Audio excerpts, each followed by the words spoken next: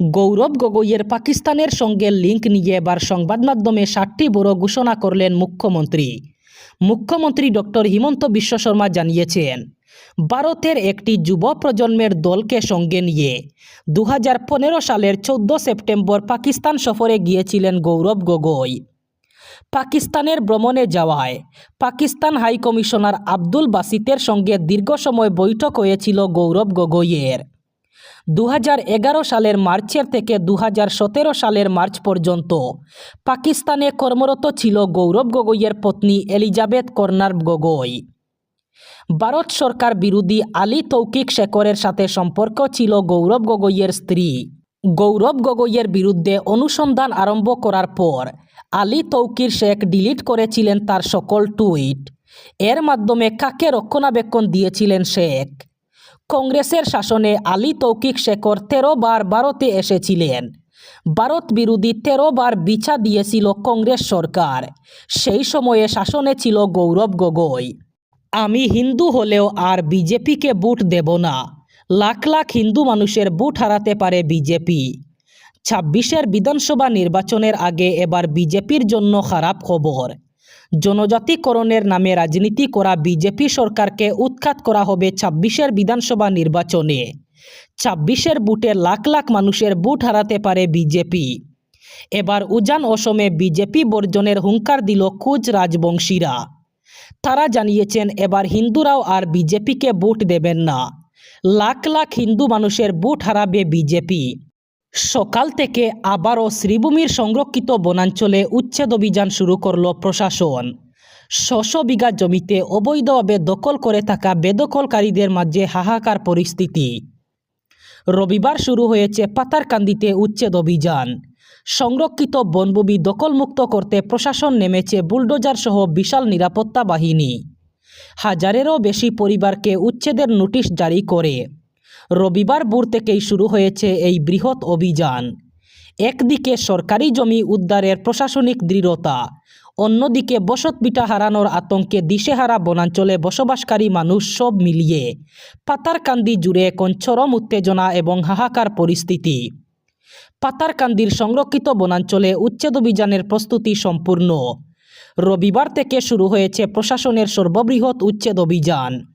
অবশেষে চাকরি থেকে সাময়িক বরখাস্ত হলেন ভোটার তালিকা থেকে নাম কর্তনের আবেদনের কর্মকাণ্ড প্রকাশ্যে এনে মহিলা বিএলও সুমানা রহমান চৌধুরী। শ্রীভূমি জেলার বিএলও সুমানা চৌধুরীকে চাকরি থেকে সাময়িক বরখাস্ত করা হয়েছে।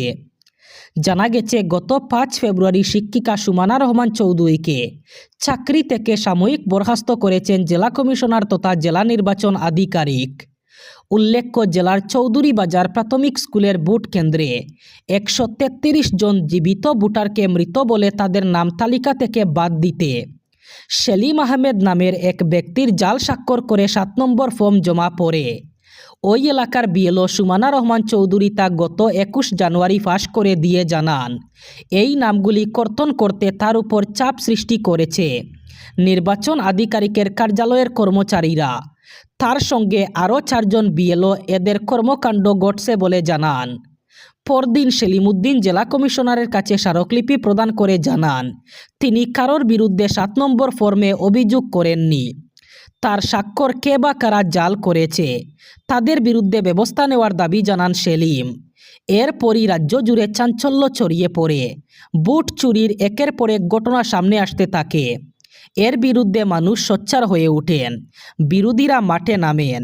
কিন্তু জনসমক্ষে এই ঘটনা বলতে গেলেন কেন? এর জবাব চেয়ে গত 23 জানুয়ারি সুমানা সহ বাকি বিএলওকে শোকজ করে নির্বাচন কমিশন। হাইলাকান্দির অতিরিক্ত জেলা ম্যাজিস্ট্রেট জেলায় আগামী 10 ফেব্রুয়ারি থেকে শুরু হওয়া উচ্চ মাধ্যমিক এবং মাধ্যমিক শিক্ষান্ত পরীক্ষার নিরাপত্তা নিশ্চিত করতে পরীক্ষা কেন্দ্রগুলির 100 মিটার ব্যাসার্ধের মধ্যে নিষেধাজ্ঞা জারি করেছেন।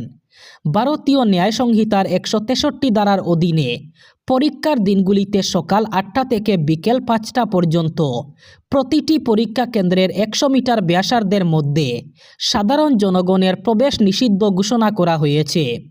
শুধুমাত্র পরীক্ষার্থী, পুলিশ কর্মী এবং পরীক্ষা সংক্রান্ত কর্মকর্তাদের প্রবেশাধিকার দেওয়া থাকবে। এই আদেশ লঙ্ঘন করলে ভারতীয় ন্যায় সংহিতার 223 ধারা অনুযায়ী আইনি ব্যবস্থা নেওয়া যাবে। উল্লেখ্য, জেলার 16টি কেন্দ্রে উচ্চ মাধ্যমিক এবং 22টি কেন্দ্রে মাধ্যমিক পরীক্ষা অনুষ্ঠিত হচ্ছে। যুব শক্তিকে সবল করে আত্মনির্ভর অসম গড়ে তোলার লক্ষ্যে রাজ্য সরকারের উচ্চাভিলাষী পদক্ষেপ। মুখ্যমন্ত্রীর আত্মনির্ভর অসম অভিযান 2-এর অধীনে শনিবার প্রথম কিস্তির আর্থিক সহায়তা বিতরণ কর্মসূচির সূচনা করলেন মুখ্যমন্ত্রী। খানাপাড়ার জ্যোতি বিষ্ণু আন্তর্জাতিক কলা মন্দির প্রাঙ্গণে এক অনুষ্ঠানে তিনি একাধিক গুরুত্বপূর্ণ ঘোষণা করেন। মুখ্যমন্ত্রী জানান, 2020 সালে যেখানে মাত্র 9,000 যুবক এমএসএমই পোর্টালে নিবন্ধন করেছিলেন, 2024 সালে সেই সংখ্যা বেড়ে 2 লক্ষে পৌঁছেছে। পাশাপাশি 12 লক্ষ যুবক যুবতী উদ্যম পোর্টালে নাম নথিভুক্ত করেছেন বলে উল্লেখ করেন তিনি ঘোষণা করেন, আগামী মার্চ মাসে সিএম আত্মনির্ভর অভিযান 3-এর আবেদন পোর্টাল চালু করা হবে। এই প্রসঙ্গে মুখ্যমন্ত্রী বলেন, এইবার সিএম আত্মনির্ভর অসম 3-এ তিনি 5 লক্ষ আবেদন চান। গতবার 2 লক্ষ টাকা করে পাওয়া 25,000 উপভোক্তার মধ্যে 90% ভালোভাবে কাজ করেছেন, তবে 10% টাকা অপব্যবহার করেছেন।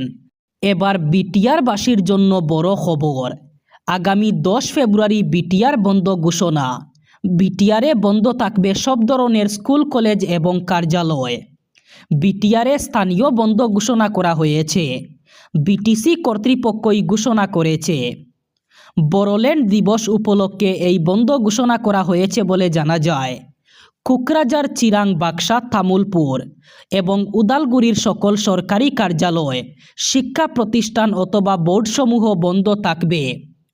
সব সরকারি শিক্ষা প্রতিষ্ঠানের পাশাপাশি ব্যক্তিগত অথবা প্রাইভেট শিক্ষা প্রতিষ্ঠানও বন্ধ থাকবে বলে জানানো হয়েছে। 2011 থেকে 2025 এই 14 বছরে সম্মিলিতভাবে যত না আধার কার্ড বাতিল হয়েছে, তার প্রায় দ্বিগুণ আধার কার্ড বাতিল হয়েছে শুধু গত 6 মাসে। বিস্ফোরক তথ্য ফাঁস করল এক সর্বভারতীয় সংবাদ মাধ্যম। ইন্ডিয়া টুডের দাবি, ইউআইডিএআই শুধু গত 6 মাসে বাতিল করেছে প্রায় 2.5 কোটি মানুষের আধার। তবে উদ্বেগের কোনো কারণ নেই, শুধু মৃত ব্যক্তিদের আধার কার্ডেই নিষ্ক্রিয় অথবা বাতিল করা হচ্ছে। আসলে এই মুহূর্তে দেশে সক্রিয় বহু অস্তিত্বহীন ব্যক্তির আধার কার্ড। সেটার জন্য যতটা না দায়ী ভুয়ো আধার অথবা বেআইনি পরিচয়পত্র, তার চেয়ে অনেক বেশি দায়ী মৃত ব্যক্তিদের আধার নিষ্ক্রিয় না হওয়া। কাঠগড়ায় সেই কেন্দ্র সরকার। হিসেব বলছে, দেশের মৃত্যুহারের সঙ্গে সামঞ্জস্য রেখে নিষ্ক্রিয় হচ্ছে না আধার।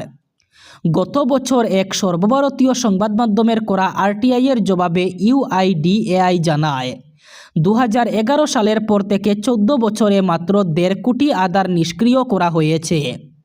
দেশের মৃত্যুর হারের তুলনায় এই সংখ্যাটা অনেকটাই কম।